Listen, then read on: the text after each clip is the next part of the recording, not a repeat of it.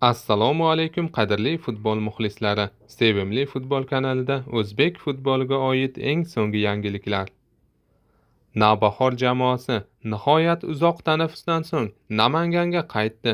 Temur Kapadze boshchiligidagi futbolchilar Namangandagi qarorgohga to'planishdi va 28-iyun kuni Farg'onada bo'lib o'tadigan Neftchiga qarshi o'yinga tayyorgarlikni boshlashdi.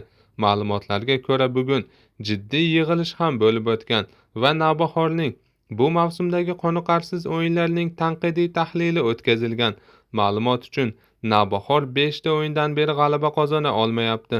Superligada so'nggi g'alaba 17-aprel kuniga to'g'ri keladi.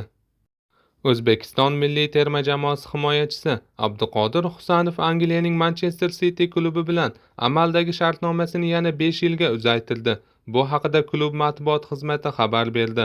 Manchester shahri jamoasining o'zbekistonlik a'zosi Abduqodir Husanov rasman klubda 2031-yilning yozigacha qoladigan bo'ldi. Yangi imzolangan shartnomaga ko'ra, himoyachining maoshi ham sezilarli oshirilgan. Manchester City sport direktori Ugo Viana himoyachi bilan shartnoma uzaytirilganiga quyidagicha munosabat bildirdi. Abduqodir Angliyaga kelgandan beri ko'rsatayotgan o'yinidan juda mamnunmiz. Biz uning nafaqat ajoyib inson, balki yuqori saviyali himoyachiga aylanib borayotganini ko'ryapmiz. Lekin bu hali faqat boshlanishi ekanini ham yaxshi bilamiz. U ajoyib jismoniy va texnik sifatlarga ega. Unda jahon darajasidagi markaziy himoyachi bo'lish uchun barcha imkoniyatlar mavjud, dedi Viana klub matbuot xizmatiga bergan intervyusida. Abduqodir Husanov ham yangi shartnomaga imzo chekkandan so'ng Manchester City rasmiy saytiga intervyu berib quyidagi fikrlarini bildirdi. Bu men va oilam uchun katta kun. Manchester City'dagi faoliyatimni uzaytirganimdan juda xursandman. Men Manchesterga kelganimdan beri har bir daqiqadan zavq oldim va futbolchi sifatida sezilarli darajada rivojlanayotganimni va ko'p narsa o'rganayotganimni his qilyapman. Endi mening oldimda yangi vazifa turibdi. Enson Mareska va uning murabbiylar shtabida yaxshi taassurot qoldirish hamda muntazam ravishda tarkibga kirishishga erishish. Men buni qilishga qat'iy qaror qildim. Qo'llab-quvvatlaganliklari uchun City muxlislariga rahmat. Bu Angliya va Angliya Premyer Ligasiga moslashayotganimda men uchun juda muhim edi.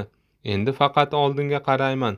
Men bu klubga imkon qadar ko'proq muvaffaqiyatga erishishda yordam berish uchun qo'limdan kelganini qilishga tayyorman, dedi Abduqodir Husanov. O'zbekiston milliy terma jamoasi va Surxon klubi himoyachisi Behruz Karimov Yevropaga yo'l olmoqda. Chempionat Asiya xabariga ko'ra, Behruz Karimov yaqin kunlarda Shveysariyaning Lugano klubi bilan shartnoma imzolaydi.